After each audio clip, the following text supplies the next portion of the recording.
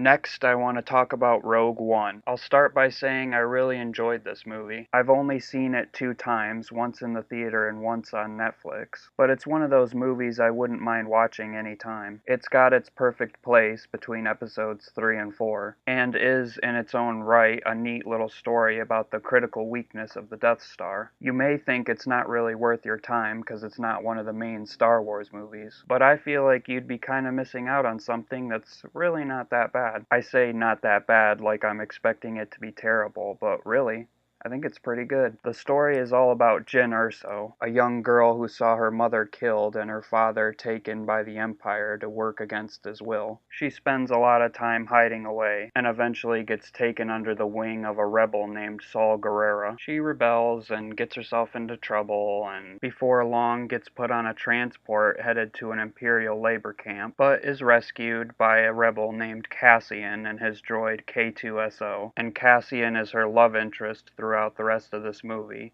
You might as well know that now, you'll figure it out soon enough. They head to Jeddah to stop the Empire from stealing kyber crystals, while Saul sends some troops into the city himself to fight back. Jyn, Cassian, and K2SO team up with this blind guy, who's not a Jedi but can use the Force, and his mercenary friend. They all fight against the Empire, but get taken into custody by Guerrera's men. Saul Guerrera shows a message to Jyn from her father, where he tells her he's built a weakness into the Death Star, and she has to retrieve the Death Star plans from the planet Scarif. From there, things seem to really pick up. The Empire decides to try out the Death Star on the city. Jyn, Cassian, and the gang barely escape, while Saul decides to stay behind. Jyn wants to try and save her father, so they head to Edu. Jin's father is about to be executed because the Empire now knows that someone built a weakness into the Death Star. Right before that happens, there's a rebel attack on the planet, and Jin's father gets killed in action. So basically now Jyn has no proof that her father built the Death Star with a weakness, so she builds her own force to take the Death Star plans from Scarif herself. The last really great scene here is the part where Darth Vader is after the Death Star plans, and uses any means necessary to slaughter all the rebels in his way. This seemed like an extension from the dark tone in Episode 3. Only criticism I have is